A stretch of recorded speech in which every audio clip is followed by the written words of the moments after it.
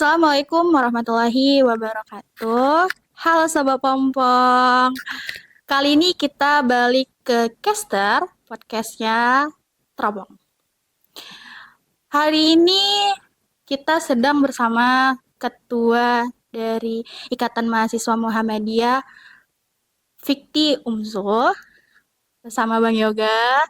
Ada juga dari Bendahara Umum Himpunan Mahasiswa Jurusan Pendidikan Bahasa Indonesia atau disingkat Himadiksa, FKIP Umsul, dari Kak Makfira ya. Oke, ada juga nih dari Ketua Himpunan Mahasiswa Jurusan PGSD FKIP Umsul, Kak Nur Hasiba. Kali ini kita bersama saya sebagai host, caster pada sore hari ini. Saya Nadia Sinaga. Kita akan membahas mengenai organisasi dengan dampak hebatnya dari Merdeka Belajar Kampus Merdeka. Kementerian Pendidikan Ristek Dikti itu kan udah mengusung pembaharuan ya Bang, Kak gitu kan, tentang adanya MBKM nih untuk mahasiswa. Jadi tuh dari SD sampai tingkat universitas sekaligus tuh mereka kena tuh dampak dari MBKM. Karena berkaitan dari tema, mungkin kita ambil dampaknya dari organisasi kita dulu di UMSU. Oke, untuk pertanyaan pertama nih sama Bang Yoga selaku Ketua IMM Fikti UMSU nih. Gimana menurut Abang tentang adanya MBKM di organisasi kita di era sekarang gitulah, gimana tuh? Apakah mengencam, menguntungkan, atau bagaimana? Sebelumnya terima kasih Mbak diundang di sini di podcast LPM Teropong. Saya merasa terhormat. Nah, terkait pertanyaan yang seperti itu, apa dampak dari MBKM terhadap keberlangsungan organisasi? Menurut saya, kalau dari organisasinya sendiri ini berdampak tapi tidak terlalu besar gitu. Dengan kata lain, organisasi ini akan terus ada. Mau sampai kapanpun organisasi mahasiswa ini akan terus ada, apapun dinamikanya. Karena melihat dari sejarah, tujuan pembentukan organisasi mahasiswa ini kan pitch control atau kontrol masyarakat. Apa yang terjadi di masyarakat, nah mahasiswa yang paling pertama untuk mengeluarkan suara terkait hal itu. Jadi menurut saya MBKM ini berdampak terhadap organisasi tapi tidak terlalu. Kembali lagi ke tujuan awal pembentukan organisasi mahasiswa itu sebagai pitch control di masyarakat. Saya kira seperti itu Mbak terkait dampaknya. Kalau menurut Kak Makfira selaku dari Himadiksa tuh gimana tuh? Mengencam nggak di organisasi kalian? Jadi sebelumnya terima kasih Kak Nadia sudah mengundang saya mewakili dari Himadiksa. Jadi kalau misalnya untuk menanggapi nih mengenai MBKM dan Ormawa nih. Jadi kalau dari menurut pandangan saya sih selaku Timum saya itu tidak terlalu gimana ya, nggak keberatan gitu dengan ada MBKM. Jadi kita tahu tujuannya Ormawa itu biar kita jadi lebih aware sama lingkungan masyarakat juga. Jadi nggak hanya di lingkungan kampus. Jadi misalnya kita ada dapat ilmu dari Ormawa tapi kita aplikasikan di masyarakat. Jadi kita kalau menurut saya sih belajar itu nggak hanya di dalam UMSU tapi bisa juga di luar. Jadi kita dapat ilmu di luar, kita aplikasikan secara sempurnanya menurut kita itu jadi organisasinya itu tetap berjalan gitu. Keren sih. Sekarang kita tanya dulu nih pendapat dari Ketua Umum Himpunan Mahasiswa Jurusan PGSD. Gimana tuh, Tum? Kalau aku pribadi ya, karena banyak juga mahasiswa PGSD itu yang hampir separuh nih mengikuti MBKM. Sebelumnya terima kasih juga nih sama LPM Teropong udah ngundang ini ya kan. Ada dampak negatif dan dampak positifnya juga gitu. Jadi menurut aku MBKM ini sangat membantu kalau menurut aku sangat membantu di kalangan kita sebagai mahasiswa gitu. Gimana kita kan di kampus ini nggak bisa nih dapat pengalaman yang harus ke sana kemari sementara kita ikut MBKM ini kan salah satu contohnya itu kayak PMM gitu kan. Jadi kalau di lingkungan Ormawa aku sendiri, aku menyarankan bahwa untuk adik-adik itu yang semester 2, semester 3 kalau PMM itu kan semester 3, semester 5 itu kan belum masuk ke dalam pengurus inti gitu kan. Jadi ya udah dipersilahkan. Jadi kami sebagai pengurus inti itu membantu mereka untuk mengikuti kegiatan MBKM. Jadi nanti waktu mereka udah pulang ke kampus, mereka bisa tahu nih apa yang ada di sana, mungkin ilmu yang ada di sana itu dikembangkan di ormawanya masing-masing gitu. Udah gitu juga mungkin kalau misalnya memang mereka dari semester 5 yang memang udah kepengurusan inti, apresiasi telah mengikuti MBKM namun juga berpartisipasi dalam ormawanya tanpa melupakan ormawanya gitu. Jadi dia memiliki dampak positif dan negatif sih gitu menurut aku. Luar biasa ya kan? Jadi itu sebenarnya nggak berpengaruh untuk organisasinya. Walaupun ada dampak, tapi kan semua dari organisasi pasti punya syarat dan ketentuannya gitu. Nah, pertanyaan kedua nih, menurut kakak-kakak nih narasumber yang hari ini, strategi apa yang kalian lakukan agar tidak terjadinya miskomunikasi gitu? Karena kan orang yang kurang paham tentang adanya BKM pasti bilang, wah ini anggotanya nih dikit nih yang ikut gitu. Bahkan mereka tuh sampai mengeluarkan peraturan baru, tidak boleh nih yang ikut MBKM, harus fokus nih di sini karena prokerja kita banyak gitu. Nah, gimana strategi dari Abang Yoga selaku IMM dan kakak-kakak himpunan? Kan pasti kita punya strategi. Boleh dijawab, Bang? Silahkan. Eh, terkait strategi, maksudnya strategi mempertahankan Iya, minat mahasiswa untuk tetap benar. berorganisasi gitu ya. Kalau dari kami sendiri, karena memang boleh jujur ya, ini IMM Fikti baru berdiri, baru mungkin 2 periode gitu. Jadi belum banyak kadernya. Tapi memang ada beberapa kader yang memang mereka lulus di MBKM. Terkait bagaimana kami menggait strategi untuk mereka tetap loyal dalam berorganisasi, itu adalah bagaimana cara kami pendekatan mereka dengan kegiatan-kegiatan di organisasi kami yang sifatnya itu bisa meningkatkan skill mereka. Karena kita lihat dari dasar mahasiswa ini berorganisasi pertama-pertama tujuannya pasti untuk meningkatkan skill dan pengalaman. Dan itu mereka harapkan di organisasi. Namun ketika MBKM datang dengan program-program yang begitu luar biasa, mahasiswa sudah bisa melihat, oh ternyata di MBKM kami bisa kok ningkatin skill, kami bisa kok ngambil pengalaman yang lebih baik gitu, apalagi cakupannya nasional. Sehingga organisasinya sendiri yang harus bisa terus menggandeng mahasiswanya, memberikan ruang ke mahasiswanya untuk mereka bisa terus meningkatkan skill, mengajak mereka mencari pengalaman yang baru dan membuat program-program kerja yang menarik dan berdampak bagi kader-kader di organisasi itu sendiri. Mungkin saya kira seperti itu ya, Mbak. Kalau dari terima kasih sebelumnya ya, Bang. Kalau misalnya dari Kak Mafira tuh gimana tuh strategi dari himpunannya tentang MBKM? Jadi kalau misalnya saya menanggapi nih, kalau ditanya nih strateginya apa nih biar kader-kadernya itu tetap jalan di Ormawa dan tetap ikut di MBKM.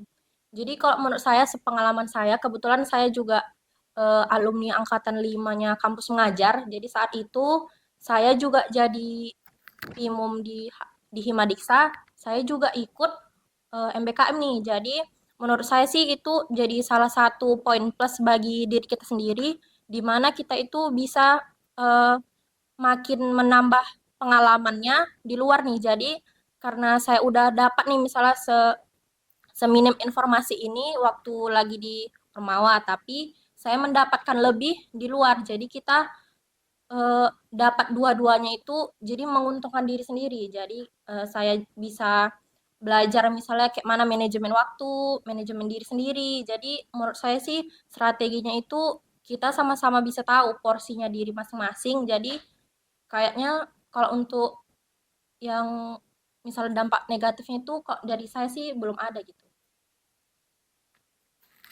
Kalau dari PGSD sendiri nih kan mahasiswanya banyak ya. Masih banyak pasti pengurusnya tuh banyak. Nah, gimana tuh berdampak nggak kira-kira di kalian? Berdampak atau enggaknya itu pasti berdampak ya, baik sisi positif ataupun negatifnya. Kayak aku bilang pertama tadi tuh banyak sisi positif namun banyak juga sisi negatifnya. Tapi kalau dampaknya itu kayak aku sendiri juga sama kayak Kak Vira ya. aku juga ikut program MBKM semester semalam angkatan yang kelima. Jadi di situ aku lagi ngejabat juga sebagai ketua umum nih situasinya. Jadi aku tuh strategiku aku ngambil di Medan. Jadi bagaimana aku manajemen waktu aku, bagaimana di organisasi, bagaimana di MBKM. Jadi kan kita mengikuti organisasi itu bagaimana kita bisa manajemen waktu, mendapatkan relasi, udah gitu mempermudah kita untuk mendapatkan prestasi. Kan MBKM ini juga prestasi gitu kan. Jadi dengan mengikuti menurut aku ya, dengan aku mengikuti organisasi, aku dipermudah untuk mengikuti MBKM, mencapai prestasi.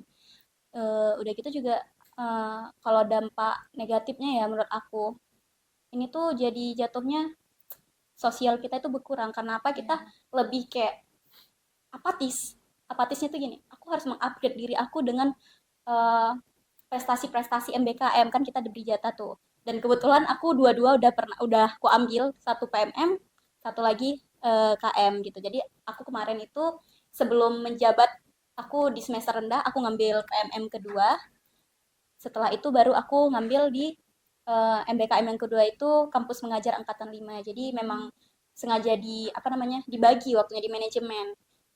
Jadi tidak apa namanya tidak merugikan di manapun gitu. Jadi aku bisa tetap berorganisasi, aku tetap bisa meraih prestasi gitu. Oke, berarti dampaknya tuh lebih banyak ke positifnya ya kalau misalnya kita rangkum tadi dari tiga narasumber nih. Kita lanjut nih di pertanyaan selanjutnya. Tadi kan ketua umum dari himpunan PGSD bilang tuh, gimana tuh kalau misalnya tuh MBKM itu udah dibatasin sama universitas gitu. Bahwasanya tuh mahasiswa cuma bisa ambil dua.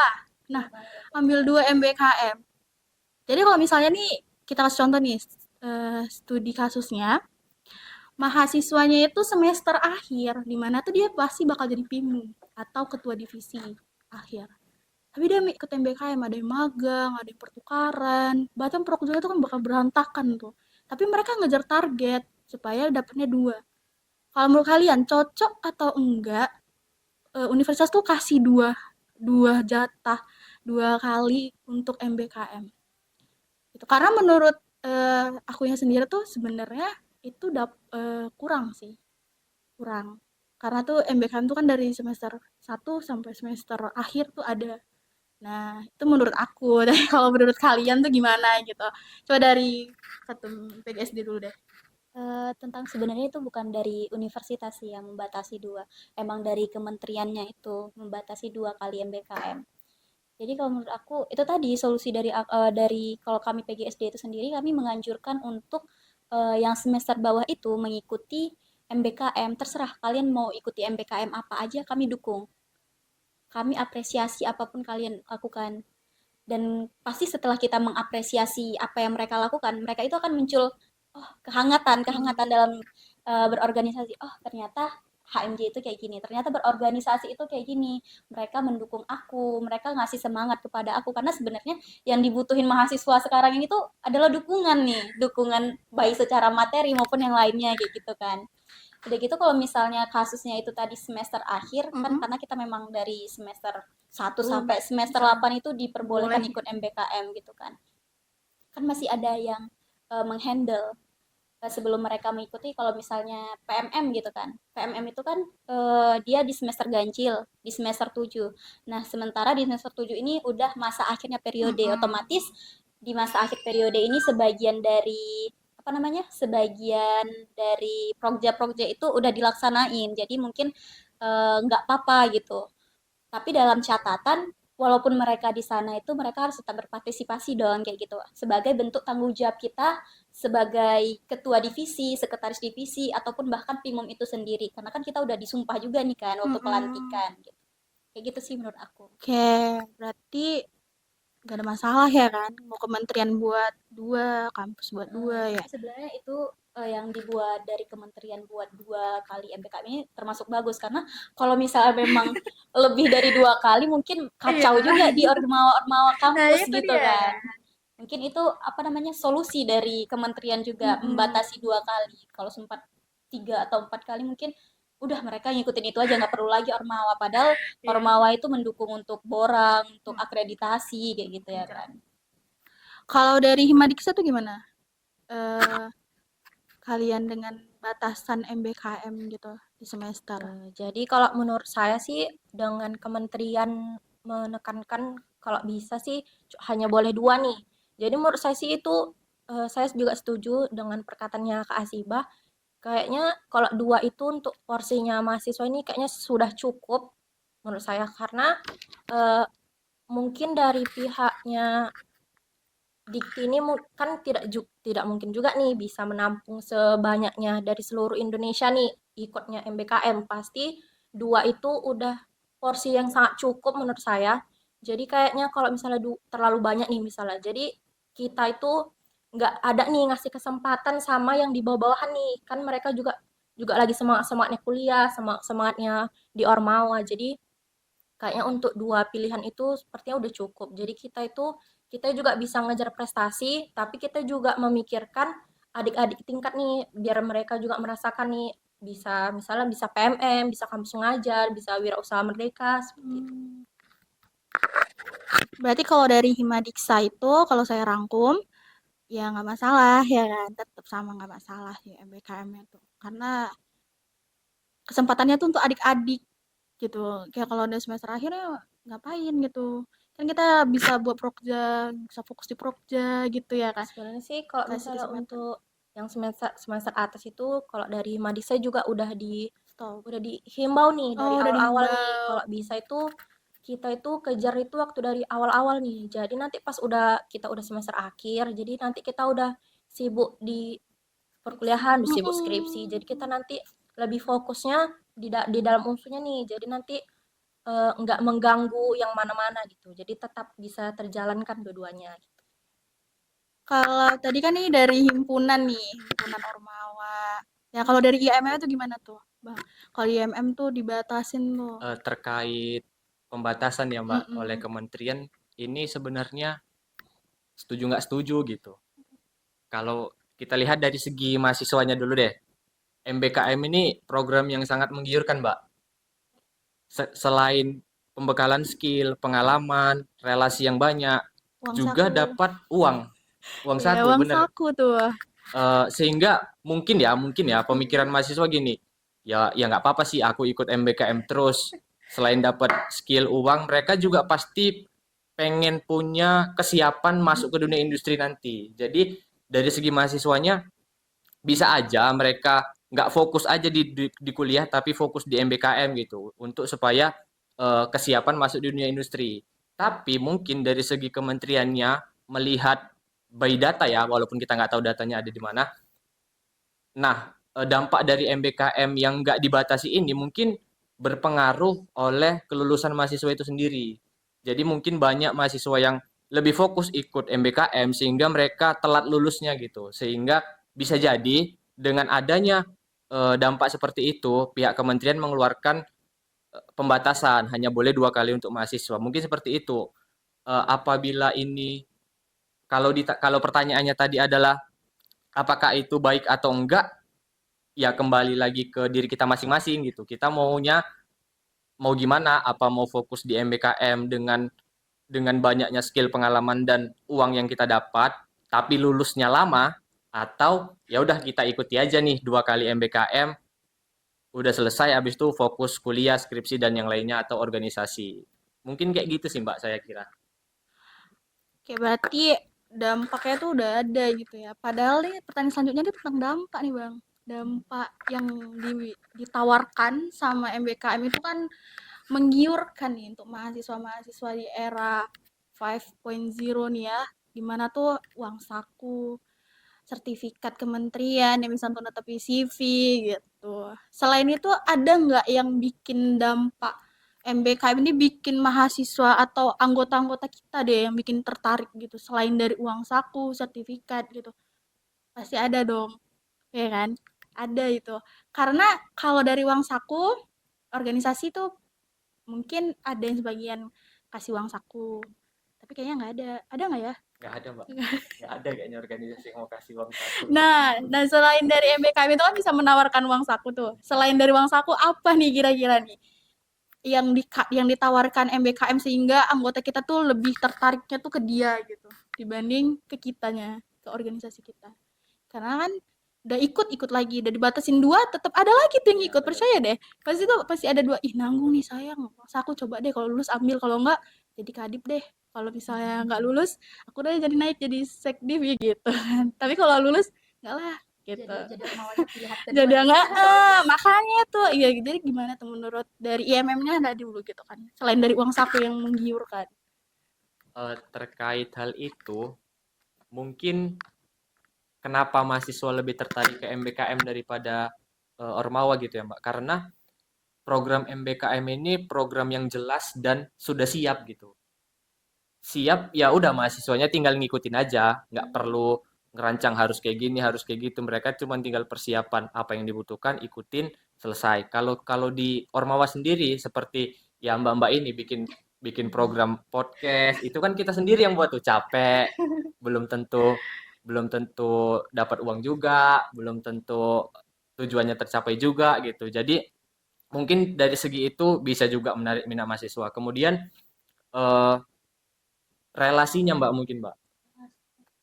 Kalau dari Ormawa ya, mungkin di pikiran mahasiswa yang relasinya hanya sekitar mencakup fakultas atau universitas gitu, mereka kurang tertarik. Tapi MBKM ini kan relasinya udah tingkat nasional. Karena hal itu juga mungkin mereka lebih tertarik ke MBKM. Dari segi relasi jauh lebih besar itu karena ya cakupannya udah nasional gitu aja Mbak. Mungkin itu sih Mbak dampaknya. Di relasi nih. Padahal kalau di organisasi mah juga ada relasi gitu kan. Tapi kan relasi di organisasi itu ya lingkup lingkup sini aja sekota Medan. Kalaupun misalnya apa, bisa ada rakernas atau ada kalau di MM itu ada apa bang namanya? Kalau Musda, musda, Muskom, muskom gitu yang bikin kenal gitu.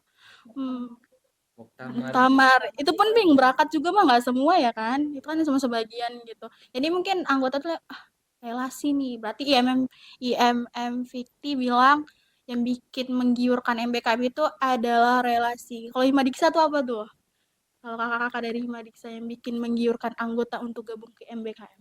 Jadi kalau misalnya ditanya nih apa nih yang kita dapat nih kalau kita misalnya ikut MBKM nih. Jadi kalau menurut saya pribadi sih saya mengesampingkan dulu nih mengenai uang sakunya nih. Jadi yang kalau dari saya sendiri sih yang paling utama itu pertama itu saya tahu nih eh, relasinya itu enggak hanya di kampus aja. Bisa soalnya kebetulan dari kelompok KM saya itu ada yang dari Padang nih. Jadi kita juga tahu nih kayak mana kebiasaan-kebiasaan mereka mungkin kan sifat-sifatnya beda. Jadi pola pikirnya tuh udah pasti beda. Jadi kayak mana kita itu menyesuaikan diri kita dan menyesuaikan lingkungan sekitar kita nih. Jadi menurut saya sih kalau misalnya itu sih nggak terlalu berpengaruh. Soalnya bagaimana balik lagi nih bagaimana dengan diri kita sendiri nih menanggapinya. Kalau itu dari Himadiksanya kalau dari PGSD itu gimana. Kalau dari PGSD itu menurut pengalaman pribadi ya yang menggiurkan itu. Karena pertama kali aku ikut MBKM itu pertamanya coba-coba ketagihan gitu. Coba-coba diajak kawan itu ada kawan kayak ayo dong ikut PMM kayak gitu. Ayo udah daftarin lah gitu sampai dia yang buatin itu.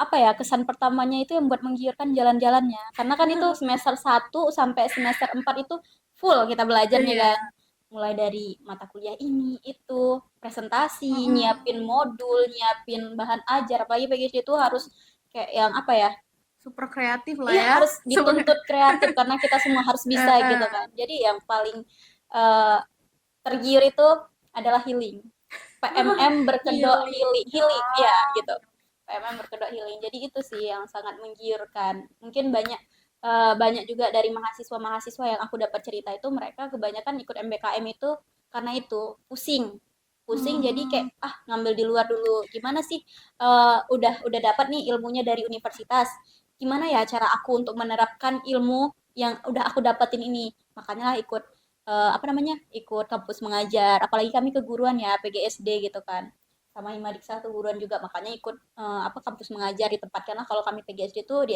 SD mungkin kalau dari Himadiksa di Dari SMP dari juga waktu angkatan 5 itu SD SMP. Oh, Kalau SD untuk SMP. angkatan 6 itu udah masuk SMK. udah masuk SMK iya so, aku juga kayak gitu jadi kemarin aku dapatnya di SD karena memang PGSD dari jurusan lain mungkin di SMP kayak gitu Udah gitu aku juga apa ya, ngerasa lebih banyak relasi lagi, bukan hanya sekitaran orang-orang di kampus ini tapi dari kampus lain, karena kemarin itu kami ada berempat ikut apa namanya, ikut kampus mengajar itu berempat, dan empat-empat ini beda, satu dari UMSU, Tapanuli Selatan, dari Sari Mutiara juga ada, udah gitu ada orang Kalimantan tapi dia kuliah di sini. Jadi tuh kalau dari PGSD tuh MBKM itu tempatnya healing gitu. Jadi nanti teman-teman caster nih bisa lihat kalau mau ikut MBKM ada yang nambah relasi, ya, terus nambah ilmu ya kan. Bisa jalan-jalan. Nah, yang paling penting itu healing. Karena kalau di Prokja itu satu kepengurusan itu bikin sakit kepala gitu kan. Kayak aduh nih banyak nih, udah jalan keluarnya apa MBKM gitu. Prokja. Iya, nah itu tuh.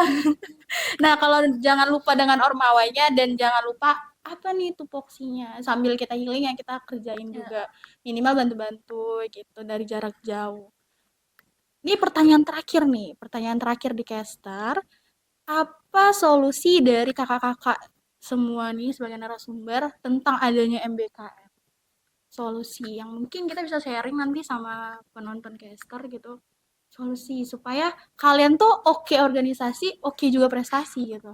Jadi MBKM itu kan kalau bisa kita bilang tuh jalannya organisasi untuk keluar gitu kan. Nah, kita kasih nih tuh tips maba-maba yang bakal masuk di PKKMB tahun 2023. Dari Abang dulu, Bang Yoga. Solusi untuk mahasiswa Iya. yang pengen ikut organisasi dan ikut MBKM juga, yang pertama siapin fisik dan mental. Pasti dong. Iya dong. Kalau bisa ikut MBKM-nya tuh di awal-awal semester awal ikut MBKM sekali dua kali, kemudian baru semester akhirnya nyemplung di organisasi. Dan juga jangan terlalu nyemplung banget nih di organisasi. Ntar nyemplung banget ke bawah arus, nggak selesai kuliahnya. Itu pusing juga. Setelah persiapan fisik mental, ya selain daripada itu kesiapan ilmu sih. Kesiapan ilmu mengenai sebenarnya yang mau diambil tuh apa. Karena nggak semuanya nih bisa kita cakup nih. Contoh saya sendiri ya Mbak, saya dari Fikti kan, sistem informasi. Nggak melulu kami ini belajar coding gitu, nggak melulu kami belajar tentang komputer, kami juga kadang-kadang belajar jualan, e-commerce, lain sebagainya gitu. Jadi apa yang menjadi tujuan awal untuk kita dalami gitu. Ya udah nggak usah peduli aja ilmu-ilmu yang lain, tapi fokus aja di situ. Setelah kesiapan fisik, mental, ilmu juga relasi juga penting ya saya kira ya. Karena informasi-informasi itu emang bisa sekarang ini gampang kita dapetin di internet, di sosial media, tapi kalau informasi aja yang kita dapat tanpa ada sambungan diskusi dengan orang lain, yaitu sama aja Mbak, kita cuma stuck di informasi itu, tapi nggak bisa nerapin informasi itu ke otak kita atau kita sharing ke orang lain gitu. Mungkin saya kira itu sih Mbak, tiga itu aja sih, fisik, mental, eh, ilmu, sama relasi. Itu ya untuk maba. Nah, itu untuk adik-adik maba dari Fikti yang bakal gabung di Fikti. Kalian tuh harus siapin fisik, mental. Satu lagi apa, Bang? Fisik, ilmu, dan relasi. Relasi. Makanya, jadi kalau mau ikut MBKM itu semester awal, jangan nanti waktu udah kepilih jadi PIMUM nih baru cabut dia nih. Oke, dari Himadiksa nih, apa eh, sarannya gitu, solusi, saran untuk adik-adik nih yang bahasa Indonesia gitu. Sebelum nanti kalian pergi mau ngambil MBKM nih, ada tipsnya nih dari ketua umum himpunannya. Apa? Bendahara umum. Oh, bendara umum. Iya, maaf ya. Kalau misal saran nih untuk adik-adik maba tahun 2023 nih yang lagi mau PKKMB sebentar lagi, menurut saya sih jangan takut untuk ngambil ilmu itu di mana aja. Jadi menurut saya kita itu belajar di kampus, ikut organisasi, tapi jangan jadikan MBKM itu halangan untuk kita produktif juga nih di lingkungan kampus. Jadi kita bisa, kalau kata orang sih sekali mendayung dua pulau terlampaui misalnya gitu ya kan. Jadi Kenapa kita kita dapat ilmu di kampus, kita juga dapat ilmu lebih banyak lagi di luar dan kita terapkan di kehidupan yang kita jalani. Jadi buat adik-adik kalau ada yang mau ikut Ormawa dan ikut MBKM mungkin masih ada yang bingung nih. Menurut kakak sih jangan takut dan jangan jadikan MBKM atau dunia kampusnya itu jadi hambatan untuk kita berprestasi kayak gitu. Ya, tapi keren tuh. Kalau misalnya kita bisa dapat 2, kenapa bisa kita ngambil 1 gitu. Tapi tetap adik-adik tuh jangan takut-takut. Kalau misalnya ada peluang, ambil. Ini CCI gitu ya kan, Kak? Ya pokoknya kesempatan nggak datang dua Iya, kali. bener. Kesempatan tuh gak datang 2 kali. Yang datang 2 kali itu Apa itu? oke, apa tuh yang 2 kali? Kalau dari PGSD-nya gimana? Solusi saran untuk mabanya PGSD. PGSD ini mahasiswanya terbanyak di Fakultas Keguruan Ilmu Pendidikan. Jadi tuh bakal banyak adik-adik yang nimbrung nih, aduh mau MBKM tapi mau ikut HMJ. Apa tuh solusinya? Untuk maba 2023 untuk terutama nih PGSD jangan lupa daftar ya di bawah ini nih daftar HMJ ya. Udah gitu juga kalau solusi dari PGSD sendiri itu mungkin ini kan kita bakal ada rekrutmen kan. Rekrutmen kita akan narik mereka yang maba-maba PGSD ini masuk ke HMJ. Jadi di HMJ ini kita bakal ngadain seminar-seminar. Jadi mereka sebelum terjun mengikuti MBKM mereka itu udah punya kesiapan mental dari mulai dari ilmu, manajemen waktu, dan juga relasi, gimana cara membangun relasi, itulah makanya kita mengikuti Ormawa gitu. Udah gitu juga mempermudah sih, ikut Ormawa ini mempermudah kita dalam mendaftar MBKM itu, karena kan setelah kita mengikuti Ormawa, pastinya kita udah mengenal program studi, udah mengenal kaprodinya, udah mengenal dekannya, udah mengenal WD-nya, wakil dekannya, jadi kayak kita tinggal minta surat rekomendasi kayak Sir, Bu, saya pengen mengikuti MBKM ini. Udah konsultasinya itu ya tinggal enak aja karena udah ada pendekatan dari Ormawa tadi. Juga nanti ketika kita mengikuti MBKM itu, kita udah punya bekal. Bekal dari kayak mana kita membuatkan program kan kalau misalnya kampus mengajar itu ya, kampus mengajar itu kita juga bakal tetap buat program apa nih yang bakal kita lakukan selama 1 semester ini kayak gitu. Jadi kayak di Ormawa itulah kita bakal mendapatkan itu, kemudian kita terapkan di MBKM yang bakal kita laksanain, jadi mempermudah kan. Udah gitu, apa yang kita dapatkan di MBKM bisa kita terapkan kembali ke Ormawa itu. Jadi mungkin solusi dari aku kayak gitu. Jadi mungkin di bawah-bawah itu kita kita perbanyak relasi, kita banyakkan ilmu. Udah gitu jadi di waktu udah selesai, udah mau habis-habis semester muda ini, udah habis-habis senangnya itu tinggal enak kayak aku udah pernah ngerasain ini, tinggal bercerita kayak apa kata-katanya itu muda berkelana, tua bercerita ya. Gitu sih. Mungkin Oke, itu. oke. Seru ya podcast hari ini. Kayak jadi tuh miskomunikasi antara Ormawa dan antara organisasi yang ada di kampus dengan MBKM itu sebenarnya nggak ada masalah gitu ya kan.